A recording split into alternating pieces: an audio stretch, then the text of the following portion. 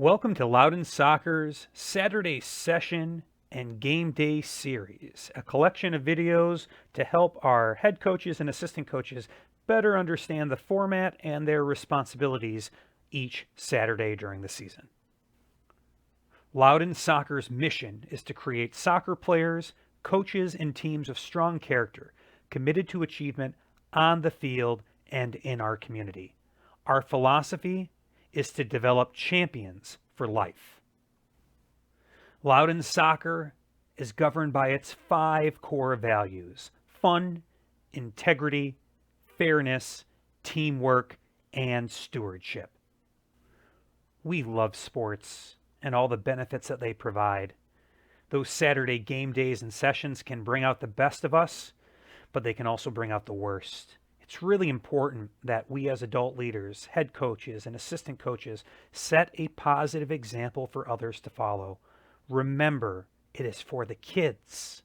Please live our values and rep the red. The following presentation refers to our formats for the Saturday sessions and game days for all of our age groups. Coaches are expected to visit our Safe Return to Play page at loudonsoccer.com specifically to review the game day protocols and modifications to ensure that all of our members stay safe and stay healthy during this time. Game schedules are available within your team page. Log into your user account to see them. We encourage all of our members to double check those details on a regular basis. Sometimes there may be a change. With advance notice, a location or time change will be communicated via email. But on the day of, if fields close, you may be alerted via email or text. There's also such a thing as a game time decision, meaning we show up at the field scheduled to play, but if conditions worsen at that location, the person in charge, whether it's a lead trainer or a referee or the absence of both the head coaches, will make a decision on the spot whether to play. In terms of game reschedules, we already deconflict head coaches of multiple teams. So if you're coaching 2 or more teams, we will take care of conflicts for you. But in the event we miss something, please notify us immediately so we can correct it. If there is a reschedule due to a weather or field-related issue, that reschedule will be generated by the program manager and communicated to you. But for all other reschedules, it is very difficult for us to accommodate.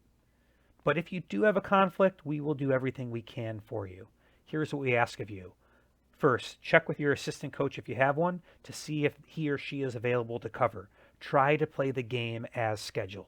But if you don't have an assistant coach or he or she is not available to cover, notify your program manager as soon as possible. Your program manager will work with you and the other team's coach on a reschedule, and we'll get that fixed as soon as possible. Coaches should not reschedule on your own because you will not have a referee if your age group allows it. It's important that we reschedule the game for you so we can notify the referee assigner and he or she can do their best to assign a referee to be at your rescheduled match. Soccer is an outdoor sport. We try to play as often as we can, but sometimes weather and fields do not cooperate. So as a rule of thumb, check your email or text alerts for any field closure updates each Saturday you're scheduled. Decisions are made by Loudoun County Parks and Rec each Saturday morning as to whether or not the fields are open, and those fields may close after heavy rain or water saturation. If those fields are closed, absolutely no training or game takes place. If the fields are open, game on. We just hope the weather cooperates. So if we see lightning or hear thunder, it is a 30-minute delay. Get everyone under cover. Please make sure you know where all your players are. We play in rain as long as the fields are open. So coaches, do not cancel Saturday games or sessions. A game time decision may occur on the field, whether it's by the lead trainer or the referee or the head coaches in the absence of a lead trainer or referee, but unless you hear otherwise from the club, game on. Each individual family is responsible for outfitting their child with the following items. A quick note about shin guards. They should be fully covered by long socks. Make sure that the socks go over the shin guards. Also, a quick note, make sure to remind families to bring plenty of water, especially on those hot days. A few special notes about equipment. In terms of shoes or cleats, soccer cleats and turf shoes are permitted. Regular athletic shoes, gym shoes are permitted. But baseball or football cleats, due to having a front toe stud, are not permitted. Referees are instructed not to allow a child to participate if a front toe stud exists. So make sure your families are aware of this requirement. Another one, no jewelry is permitted. This can be a big deal for girls who often have their ears pierced. Those earrings need to come out because they're a safety hazard for that child and for others. Covering them with bandages or tape is not permitted. Lastly, a child may participate with a hard cast as long as it is padded and fully covered. If your game has a referee, the referee will determine, based on their best judgment, whether that cast is properly padded and covered and safe for other participants. Coaches should bring their own equipment, especially that first aid kit and ice pack in case there are injuries on the field. It's also a good idea as coaches accumulate more equipment to perhaps pack extra shin guards or extra jerseys in case a child shows up and forgets one of their required items. For grades 1 through 8, the home team, or the team listed first, wears red, and the away or visiting team, the team listed second on the schedule, wears white. Coaches should arrive early to set up their field and to lead their team in a warm-up, and players and families should also arrive early. We want to make sure the game starts on time, so make sure warm-up time is planned for. If you arrive and a game is still going on in the field, please let it finish and let those teams depart before you set up. When warming up, avoid using the goal or penalty area on grass fields. That's a high traffic area that sees a lot of action, and we want to avoid wearing it down as much as possible. It's also important that we greet the referee and the opposing coach. Have a quick gathering to confirm the variations to the formats, and it also sets a positive tone for our players and spectators when we see the coaches and the referees working together. To keep these games managed, it's important that everyone knows where they are allowed to sit and where they're not. Teams are going to occupy one touchline on opposite halves. Spectators will be on the opposite touchline across from their team. Coaches should remain in the technical area. That's the space between the midfield line and the top of the penalty area. Everyone, whether it's a coach or player or spectator, needs to be at least 10 feet from the touchline. That's 3 big steps away. No one is permitted within the penalty area or behind the goals, unless some modifications to allow physical distancing requires it. But if anyone is in that area, no coaching, instructing, directing, cheering, or distracting is permitted in that area of the field. Only players on your official team roster may participate in these sessions or games. It is imperative. Do not permit unregistered players to play. It is a serious liability issue. Similarly, only approved coaches may coach the players on these days, whether it's warming up the team or sitting on the team sideline of the field.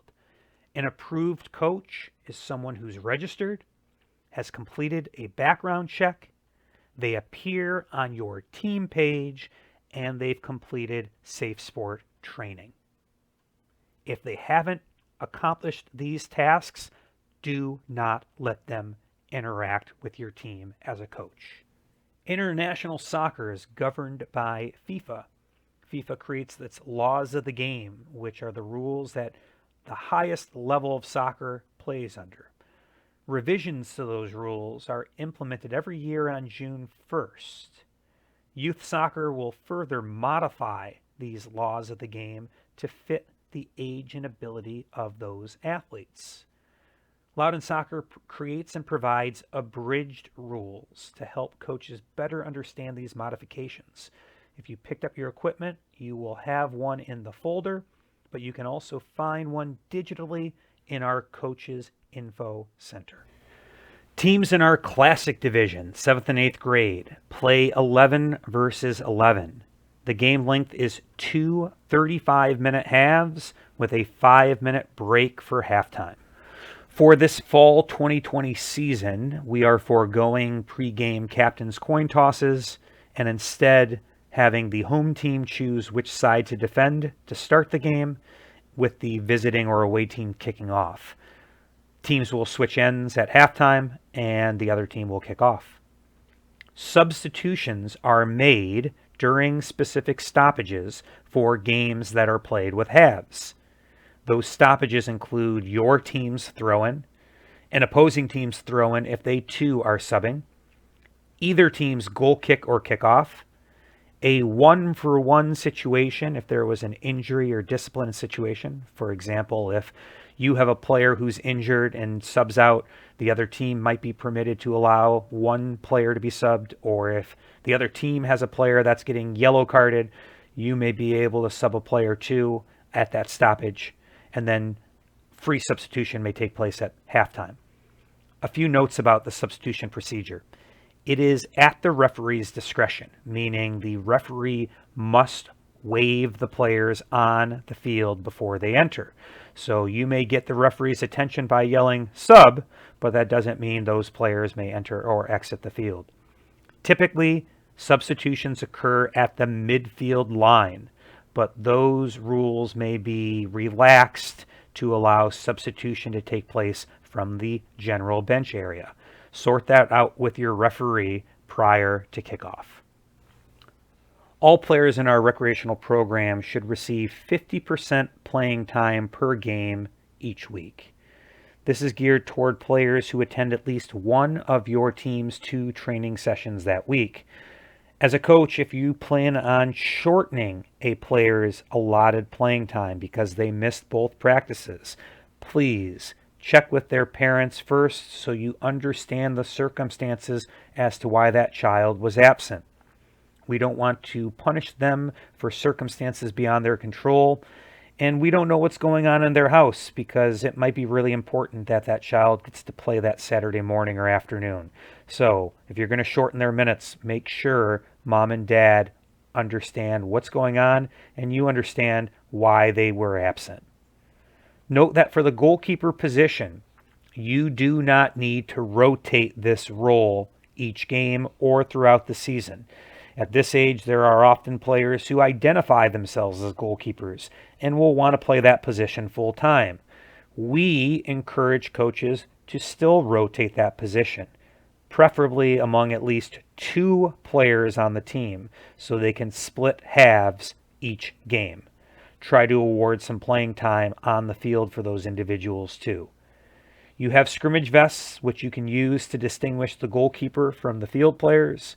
Make sure that if you are rotating goalkeepers, they each have a distinguishable scrimmage vest and are not to share scrimmage vests with each other. The play balance rule is applied when one team cannot field a full starting lineup on game day. We see this apply more often in our Classic Division, which plays 11 versus 11, given the number of players that are required for a full starting lineup. What we often see is maybe a team only has 10 available players. When that occurs, we have 2 solutions to the problem. Our preferred solution is for the team that is short to borrow a player or 2 so that they have a full starting lineup. We encourage those borrowed or loaned players to be rotated per half so that no child feels conflicted about competing against their teammates, nor feels shortchanged because they have to play for the other team. That solution is designed to allow the maximum number of players the opportunity to play, which is the most important aspect for game day. Teams that don't want to borrow or loan players can just simply equalize their numbers and play 10 versus 10 or 9 versus 9, as long as the team that has more players does not violate our minimum playing time standards. If we encounter a play balance situation, coaches should work together prior to kickoff to figure out the best, most sensible solution. Please work together to solve that problem. Coaches should rotate players into multiple positions. This can be done throughout the game, but if it's not done through the game, it should definitely be done throughout the season. Give those players opportunities to play different positions throughout the season. Do not pigeonhole a player at a young age to a specific position. It will only hurt their development and their joy for the game. All restarts that take place in the full professional or international 11v11 matches also take place in our classic divisions. One chance for throw-ins, direct and indirect free kicks. The lone revision compared to some of our other formats is that players must be at least 10 yards away if you're defending a free kick. There is no build-out line, and the goalkeeper may punt the ball if he or she chooses. The offside law is fully enforced at 9 versus 9 and 11 versus 11. It's a difficult law to understand. In short, it can occur in the attacking half of the field. It happens when a player is behind the second to last opponent, who is often the last defender on the field, and is involved in the play, either by receiving it or passing it or shooting it or distracting the goalkeeper. It's restarted with an indirect free kick for the other team. Offside is not applied on throw-ins or corner kicks or goal kicks. It's a difficult concept for players to understand, and it's also a difficult law for referees to enforce because it's often taking place while the ball is in play and isn't moving. So please give those referees some leeway if they miss it, because it is a tough law to identify. It is a fact that not all teams are created equal. Some towns of play have stronger player pools than others at different age groups and genders. So it will be a fact that some games on Saturday will not be competitive. We have a competitive balance rule in our smaller sided formats that state when a team is down by 4 goals, they can add an extra player. We don't have that provision at 11 versus 11. However, we do have expectations that coaches should adhere to avoid running up the score.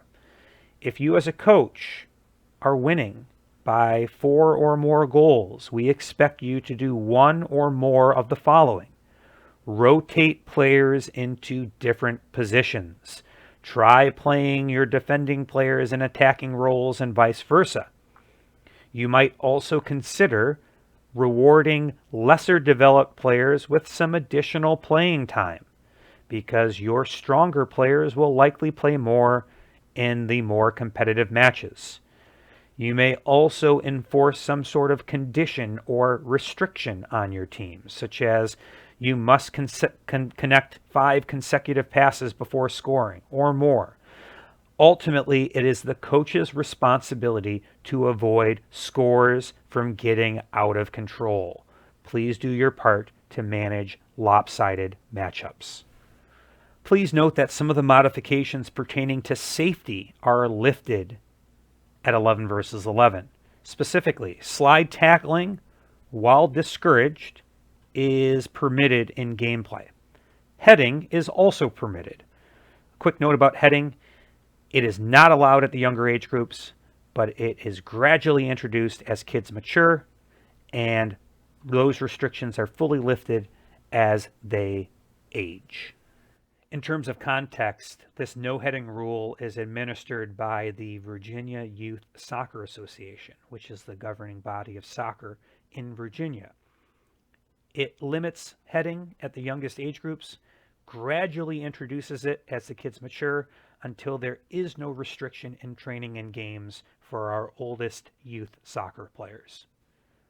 Head injuries are serious, and they can occur in a couple different ways in the game of soccer, whether it's a ball hitting the head, or two heads colliding, or a player falling and hitting their head on the ground, among others.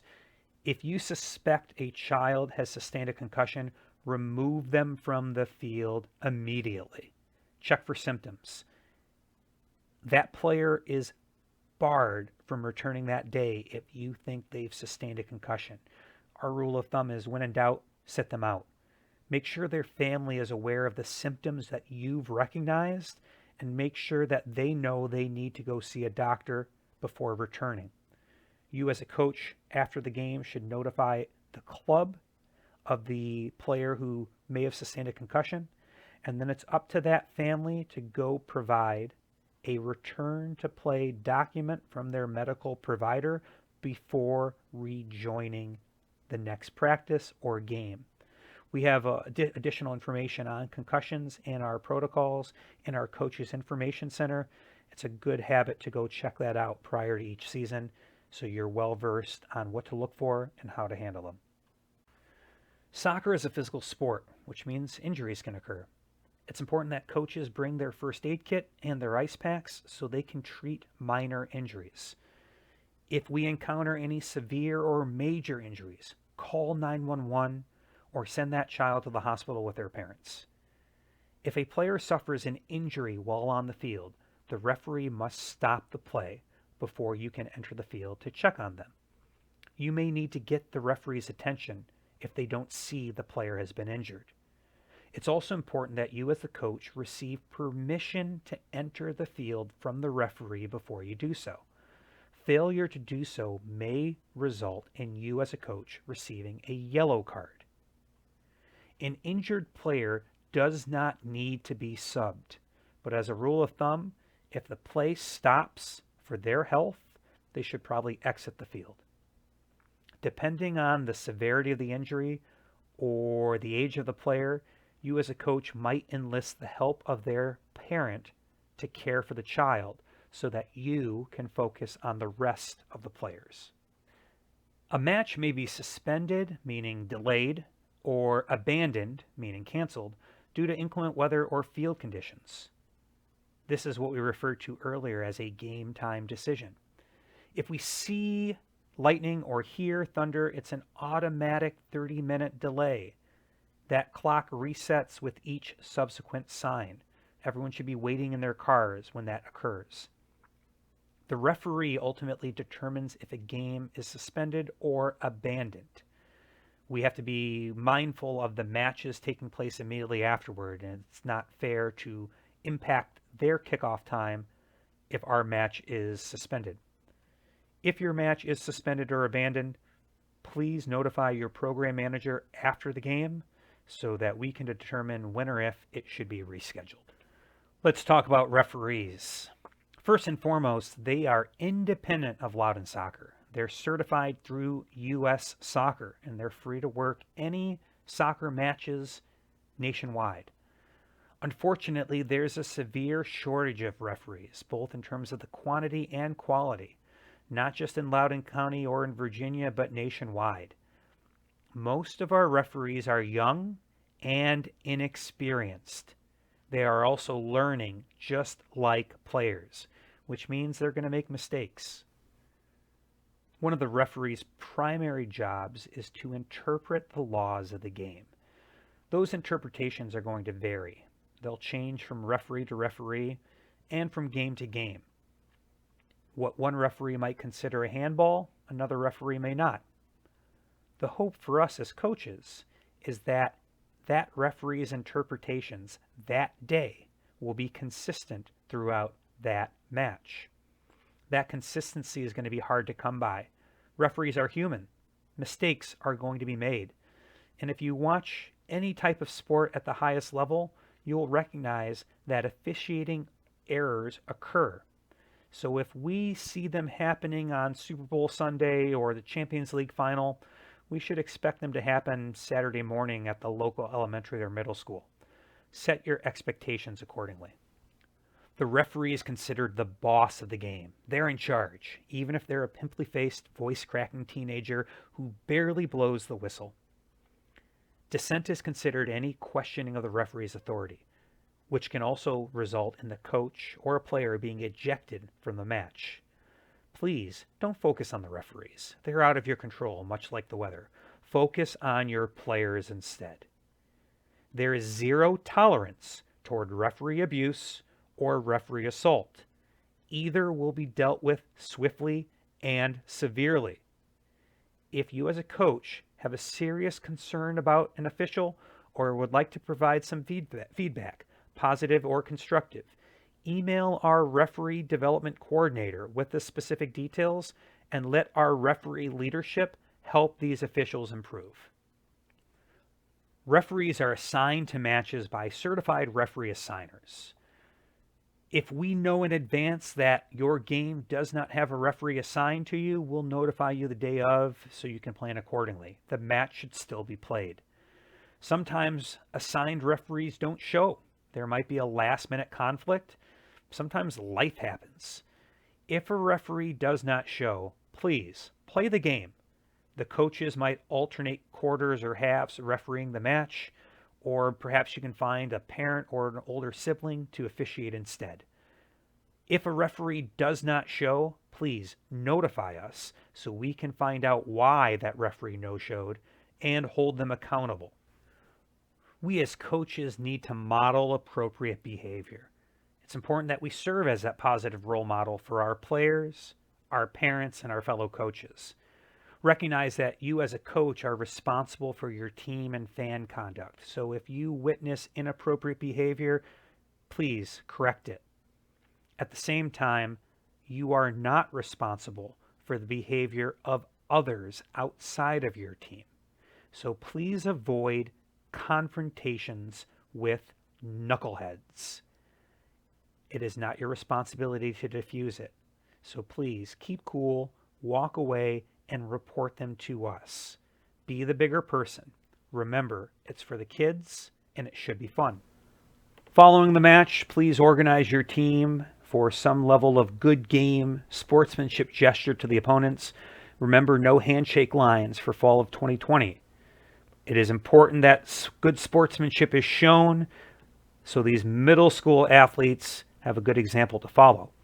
Please also organize a gesture of appreciation to the referees from both the players and the coaches.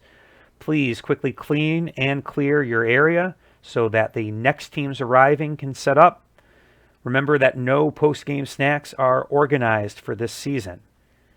Classic coaches, both victorious and those who lose the match, should email their game details to Karen Corp within 24 hours. Please include the date, time, location, and the scores of each team. Standings are kept in this age group and are used for postseason playoffs, so it's important that we have these scores in a timely fashion. If you encounter any sort of serious issues this season, whether it's with another coach or other players, or within your team, or parents, or field-related, or referee-related, please notify your program manager immediately with as many relevant details as possible. This allows us to address it and hopefully fix it in time for the next round of games. For additional resources, please visit our Coaches Info Center. That's where you'll be able to find rules and policies. For on-field assistance, visit our Coaching Education Resource Center for helpful articles and videos and documents. You also have technical staff members at your disposal to answer questions for you or to provide you advice or guidance. We as coaches play an important role in the lives of these young athletes. We can make or break their experience, so it's important that we keep a healthy perspective. Recognize that your value as a coach is not measured by wins or losses. It's really measured by the enjoyment and the development of these players as individuals and as athletes. Make it fun for the kids so they want to keep coming back. And please set a positive example so others on the field, other coaches, parents, spectators, can follow your lead. Thanks for coaching with us, and good luck this season.